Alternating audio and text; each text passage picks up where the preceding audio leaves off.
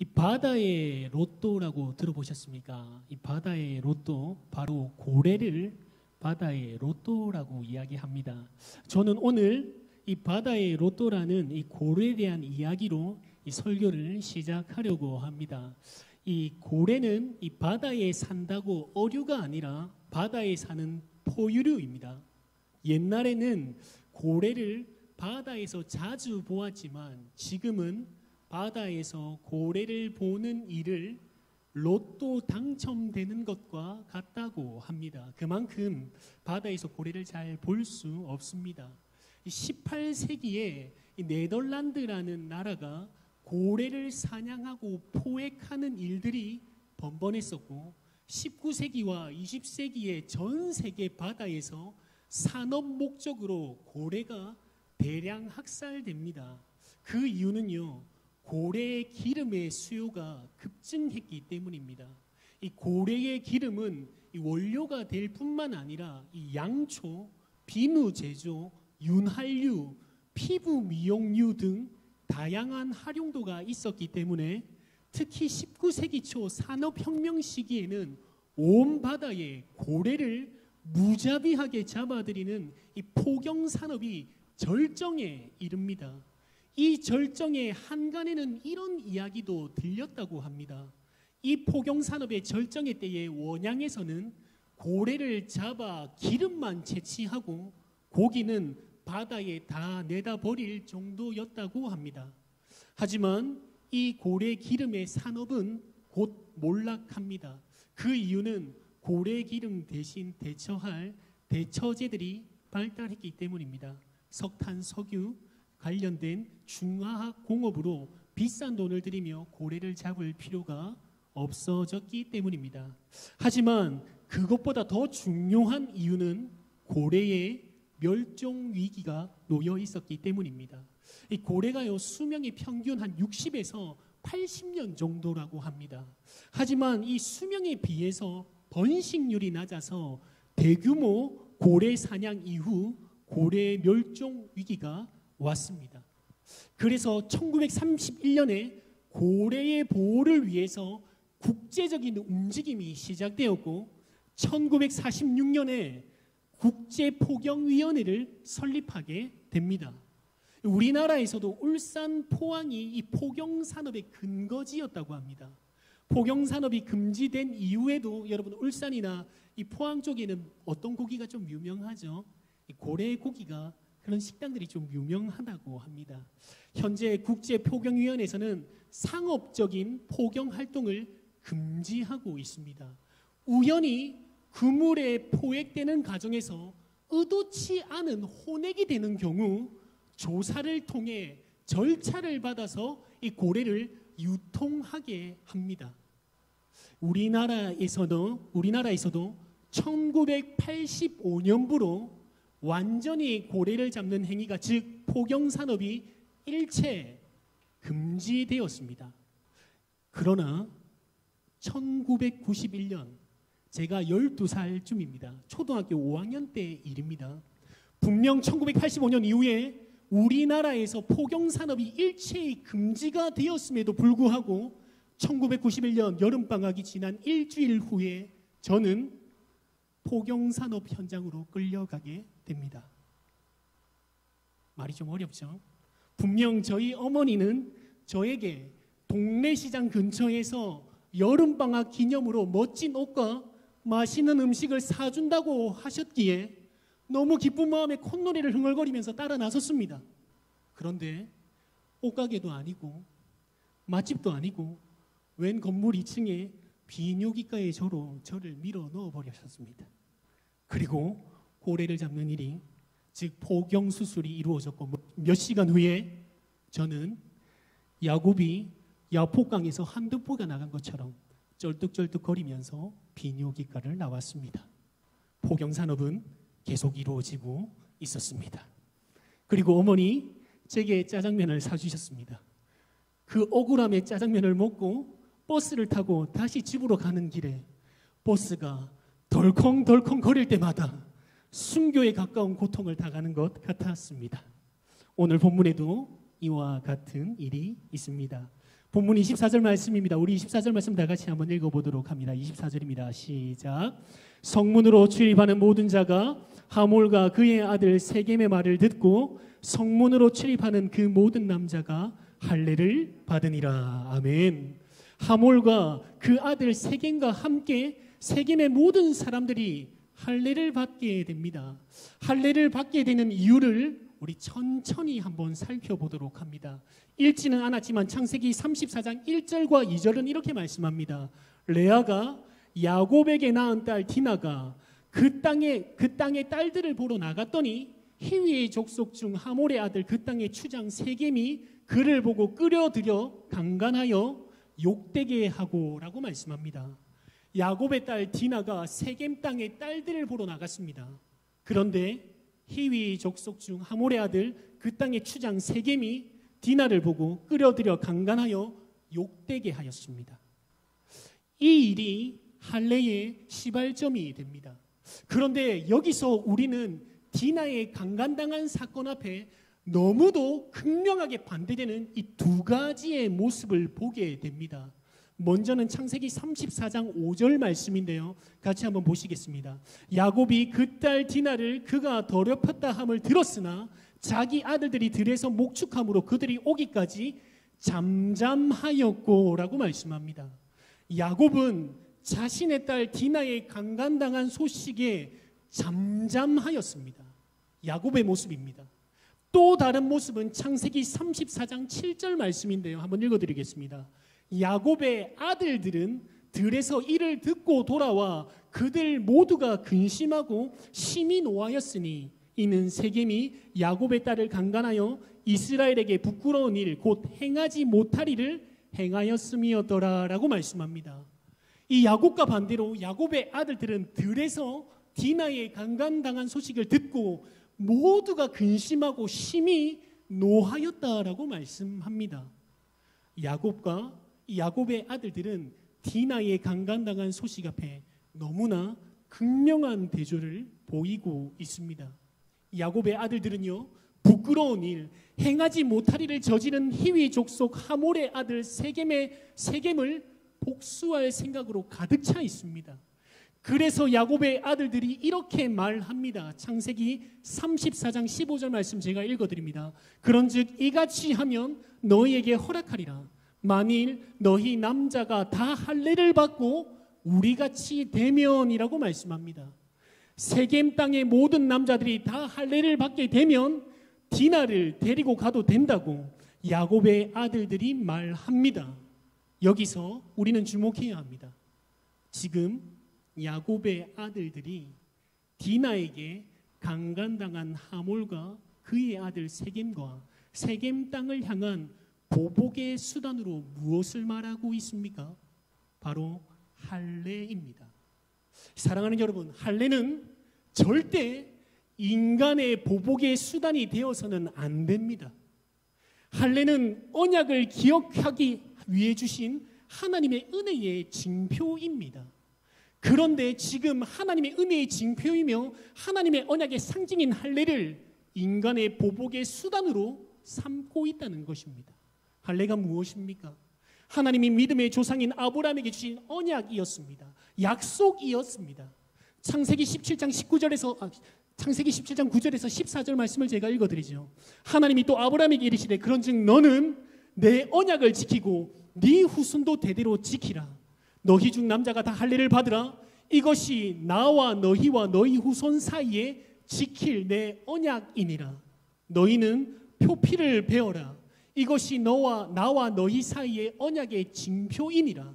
너희 대대로 모든 남자는 집에서 난 자나 또는 너희 자손이 아니라 이방 사람에게서 돈으로 산 자를 막론하고 난 지 8일 만에 할례를 받을 것이라. 너희 집에서 난 자든지 너희 돈으로 산 자든지 할례를 받아야 하리니 이에 내 언약이 너희 살에 있어 영원한 언약이 되려니와 할례를 받지 아니한 남자 곧 그 표피를 베지 아니하는 백성 중에서 끊어지리니 그가 내 언약을 배반하였음이니라 라고 말씀합니다. 할례는 남성 생식기의 끝부분을 덮고 있는 피부를 자르는 행위입니다. 이는 피부를 잘라내는 행위에 내 자아의 죽음 또한 나타냅니다. 더 이상 내가 내 삶의 주인이 아니라는 것을 의미합니다. 그러므로 할례는 그 아픔을 참아내면서까지 하나님과의 언약의 징표로 삼는 것입니다. 이것이 여러분 신약 시대에 이르면 이렇게 고백되어집니다. 갈라디아서 2장 20절 상반절입니다. 내가 그리스도와 함께 십자가에 못 박혔나니 그런즉 이제는 내가 산 것이 아니요 오직 내 안에 그리스도께서 사시는 것이라 라고 말씀합니다. 할례 즉 남성 생식기의 끝부분을 덮고 있는 피부를 잘라내는 행위는 신약에 들어와서는 내가 그리스도와 함께 이제 십자가에 죽었다라는 의미가 되는 것입니다. 또한 그러면서 피부를 잘라내는 할례를 통해 자아의 죽음과 함께 동반되는 의미는 바로 거듭남입니다. 내가 그리스도와 함께 죽었다는 의미, 또 다른 말은 내가 그리스도와 함께 산다는 것입니다. 할례의 의미가 표피를 자름으로 죽었다는 의미도 있지만 잘라냄으로 믿음으로 주와 함께 산다는 의미가 동반되어 있습니다. 갈라디아서 2장 20절 말씀 전체를 제가 다시 한번 읽어드립니다. 내가 그리스도와 함께 십자가에 못 박혔나니 그런즉 이제는 내가 산 것이 아니요 오직 내 안에 그리스도께서 사신 것이라. 이제 내가 육체 가운데 사는 것은 나를 사랑하사 나를 위하여 자기 자신을 버리신 하나님의 아들을 믿는 믿음 안에서 사는 것이라. 아멘. 결국 할례는 내가 그리스도와 함께 십자가에 못 박혀 죽고 그런즉 내 안에 그리스도께서 사시는 것입니다. 내가 그리스도와 함께 죽었기에 이제 내가 사는 것은 나를 사랑하사 나를 위하여 자기 자신을 버리신 하나님의 아들을 믿는 믿음 안에서 사는 것입니다. 할렐루야. 여러분 이 찬양 아십니까? 내가 그리스도와 함께 십자가에 못 박혔나니 그런즉 이제 내가 사는 것 아니요 오직 내 안에 예수께서 사신 것이라 라는 찬양입니다. 되게 옛날 찬양이거든요. 저도 뭐 그렇게 옛날 사람은 아니지만 이 찬양을 고백할 때마다 그런 생각이 듭니다. 여러분 할례의 의미는 내가 죽고 그리스도와 함께 사는 것, 즉 거듭난다는 의미이며 언약의 증표입니다. 그런데 그 고귀한 언약의 할례를 지금 야곱의 아들들은 복수의 수단으로 이용하고 있다는 것입니다. 결국 할례를 복수의 수단으로 사용하는 장면이 본문 25절에서 29절까지 처참하게 신랄하게 설명하고 있습니다. 제3일에 아직 그들이 아파할 때에 야곱의 두 아들 디나의 오라버니 시므온과 레이가 각기 칼을 가지고 가서 몰래 그 성읍을 기습하여 그 모든 남자를 죽이고 칼로 하몰과 그의 아들 세겜을 죽이고 디나를 세겜의 집에서 데려오고 야곱의 여러 아들이 그 시체 있는 성읍으로 가서 노락하였으니 이는 그들이 그들의 누이를 더럽힌 까닭이라. 그들이 양과 소와 나귀와 그 성읍에 있는 것들과 들에 있는 것과 그들의 모든 재물을 빼앗으며 그들의 자녀와 그들의 아내들을 사로잡고 집 속의 물건을 다 노락한지라라고 말씀합니다. 여러분 여기서요 야곱의 아들들의 분노로만 보면 여동생을 강간당하였는데 이 야곱의 아들 분노로만 보면 정당한 분노입니다. 예수 믿는 우리 마찬가지 분노합니다. 간혹 누구는 이렇게 말하죠. 예수를 믿으니까 화를 내면 안 된다. 성질 부려서는 안 된다라고 합니다. 여러분 예수님 화 엄청 내시고 분노하시는 모습이 성경에 자주 등장합니다. 뭐라고 합니까? 이 독사의 자식들아 라고 합니다. 이 마태복음에서 이 독사의 자식들아를 3번이나 분노하시면서 말씀합니다. 여러분 맨 마지막에는 어떻게 말씀하신지 아십니까? 우리 예수님이요. 이 거룩한 분노를 하시는데 이 독사의 새끼들아 라고 분노합니다. 이 제가 욕하는 게 아니라 성경 그대로 적혀 있는 말입니다. 이 거룩한 분노 필요합니다. 정당한 분노 믿는 우리에게도 있어야 합니다. 그러나 아쉬운 것은 지금 야곱의 아들들은 이 거룩한 할례를 부당한 방법으로 분노하여 해결하는 것입니다. 훗날 이스라엘 백성들은 할례뿐만 아니라 성전과 율법 제사까지도 자신의 욕망으로 자신의 욕심으로 부당한 방법 수단으로 사용하게 됩니다. 하나님이 주신 은혜의 방편을 사사로운 개인의 욕망, 개인의 욕심과 이익을 위한 수단으로 사용되어서는 안 될 것입니다. 오늘 우리의 삶도 돌아보아야 합니다.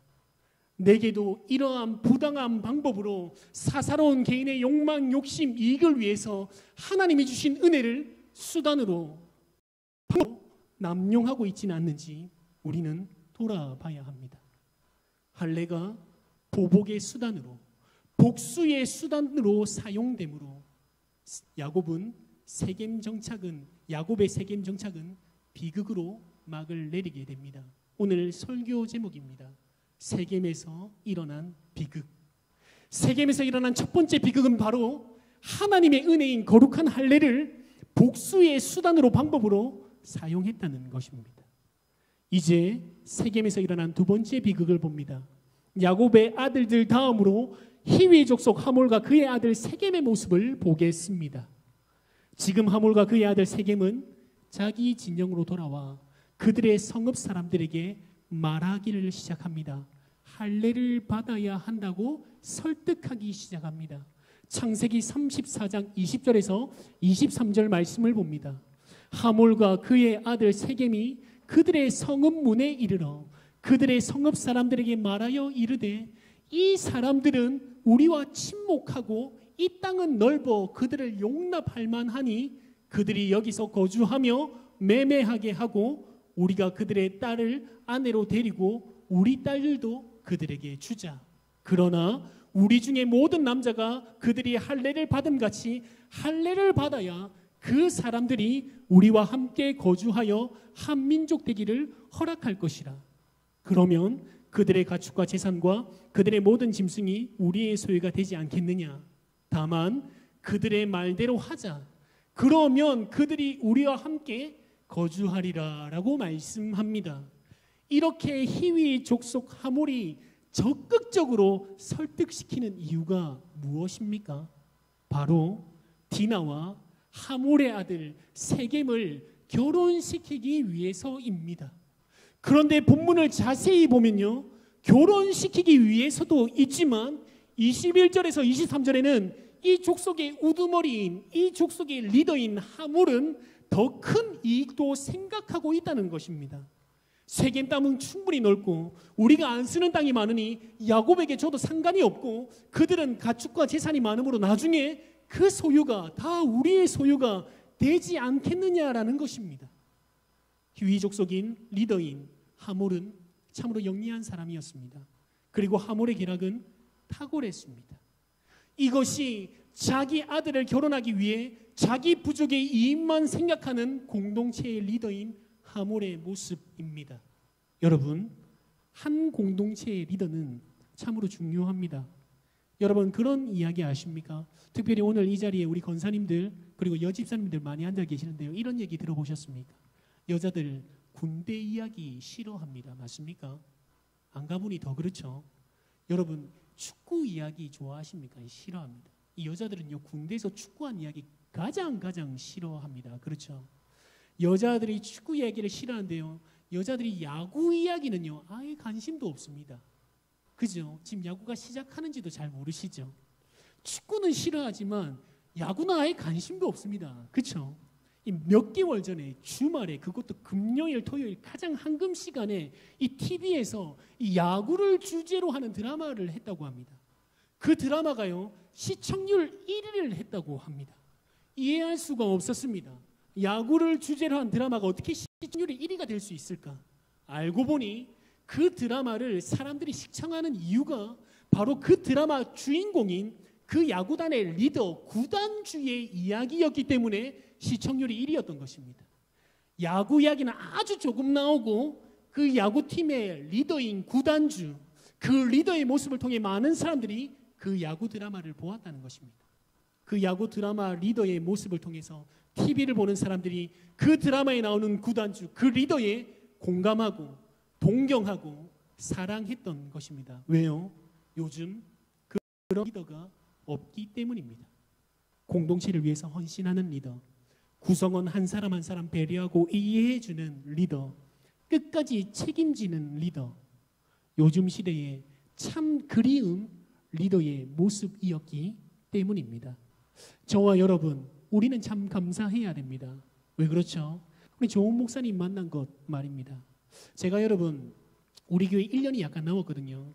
제가 솔직히 우리 목사님에 대한 이야기가 할 말이 너무 많지만 제가 오늘 이 자리에서 꼭 아첨하는 것 같아서 참겠습니다.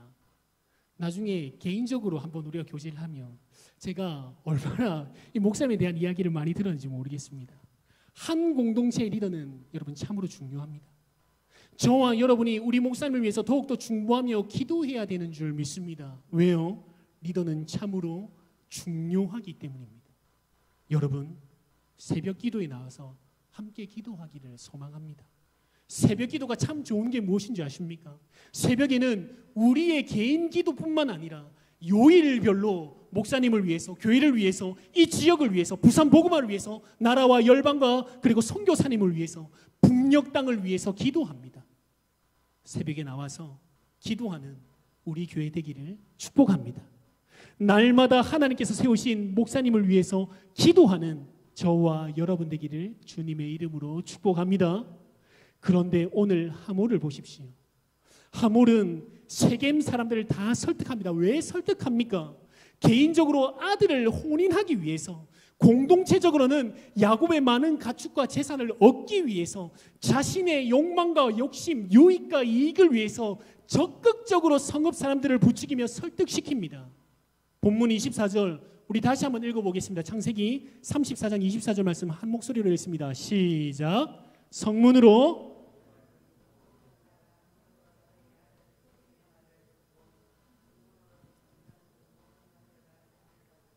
아멘. 하몰의 끈질긴 설득에 모든 남자가 다 할례를 받게 됩니다. 그리고 3일 뒤에 처참하게 모두 다 죽게 됩니다. 한 리더의 개인의 욕심과 욕망, 유익과 이익을 위한 선택이 공동체 전체를 죽음으로 몰아갔습니다. 결국 한 리더의 개인의 욕심, 욕망, 유익, 이익 때문에 공동체가 한순간에 무너진 것입니다. 한 리더의 개인과 욕심, 욕망, 유익 때문에 세겜 성읍은 완전한 비극으로 막을 내리게 됩니다. 이것이 세겜에서 일어난 비극입니다. 이제 세겜에서 일어난 마지막 비극을 같이 보도록 합니다. 야곱의 아들들 다음으로 한 공동체의 리더인 하몰의 모습, 그리고 오늘 이제 마지막으로 보게 될 야곱의 모습을 함께 봅니다. 야곱은 세겜에 머물려고 했습니다. 세겜에 정착하려고 했습니다. 야곱은 숲곳에 잠시 머물다가 곧 세겜에 정착해 버립니다. 세겜 추장 하몰에게 돈을 주고 땅을 아예 사버립니다. 정황상 세겜 땅에서 거주한 지 10년 정도의 시간이 흐르도록 세겜에 정착하면서 세겜 땅에 철저히 동화되었을 것입니다. 하나님은 세겜에 안주하려는 야곱의 가정에게 고난을 허용하게 하십니다. 사랑하는 여러분, 저와 여러분, 우리는 이 땅의 나그네입니다.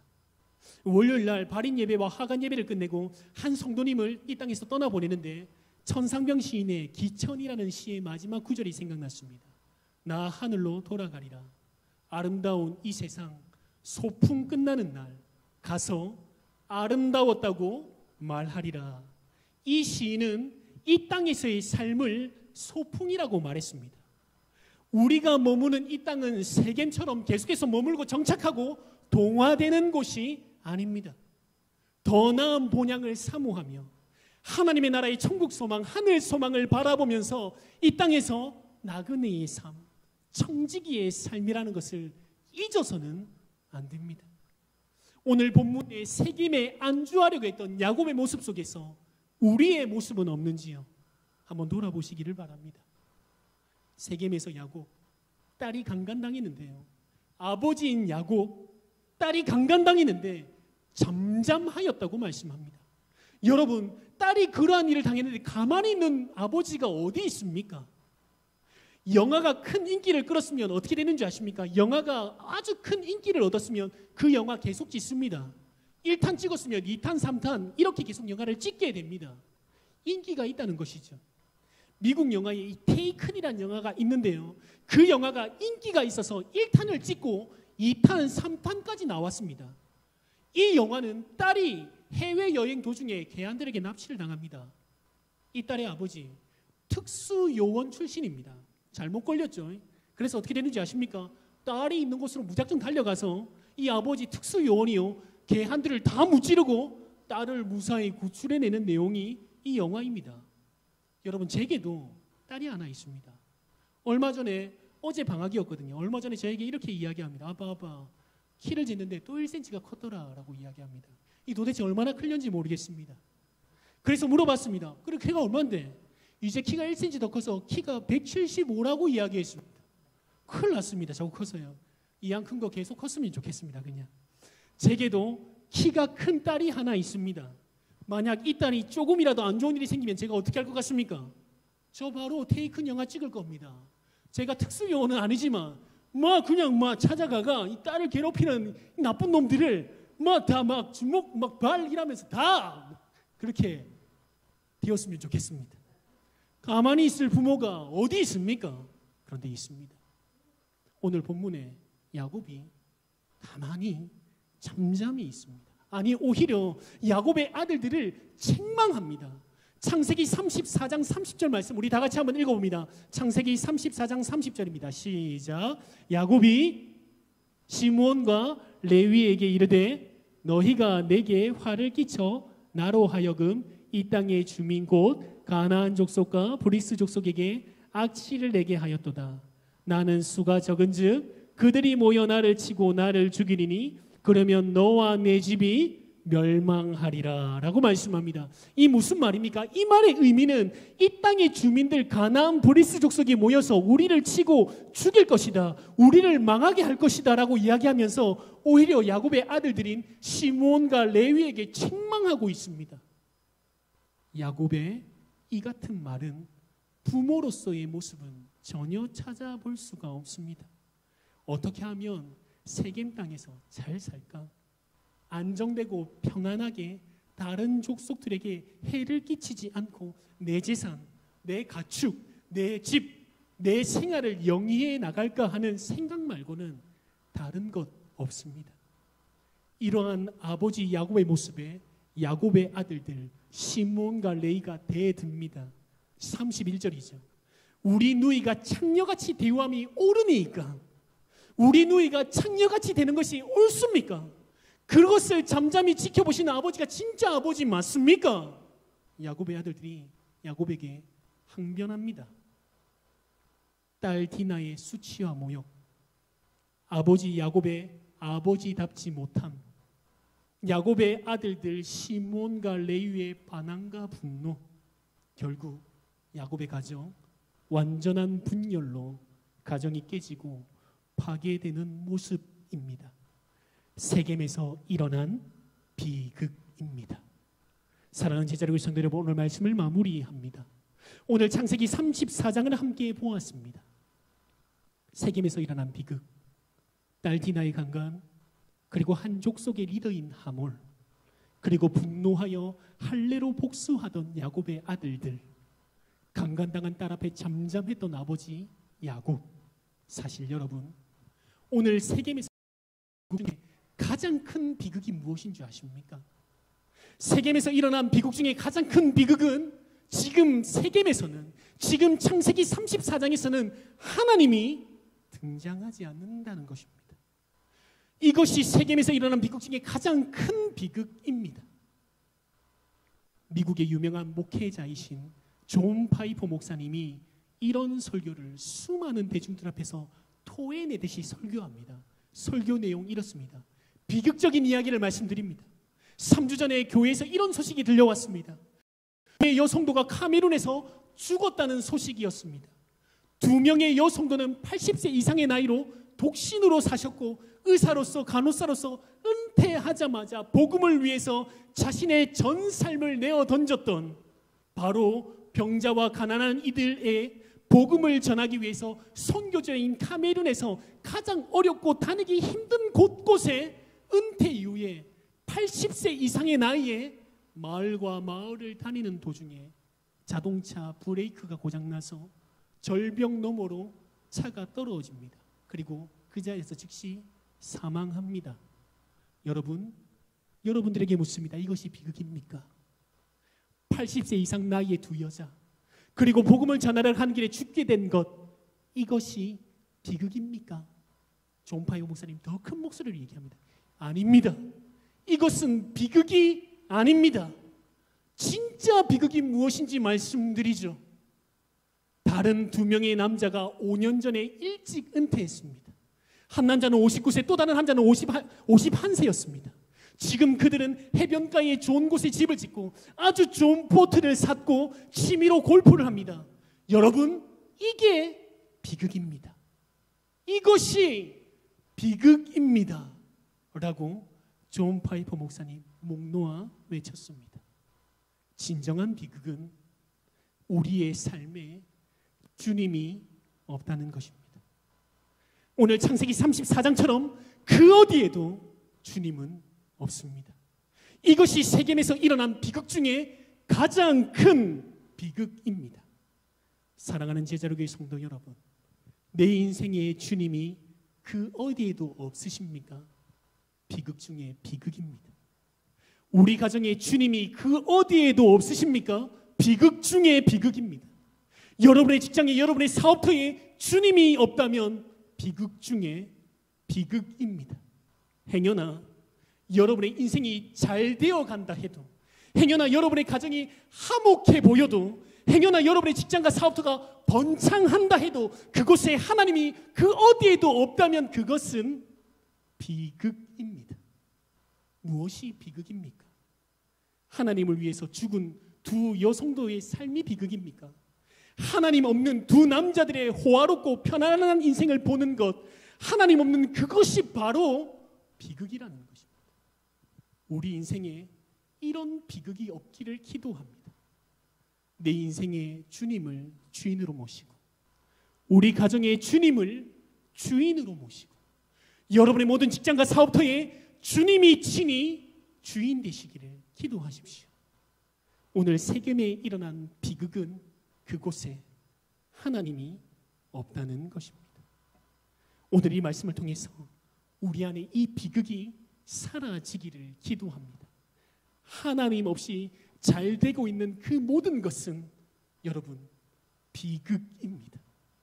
지금 내 인생에 주님이 주인 되어 주십시오. 지금 우리 가정에 주님이 주인 되어 주십시오. 지금 내 직장과 사업터에 주님이 친히 주인 되어 주십시오. 주님의 임재로 충만하시기를 주님의 이름으로 기도합니다.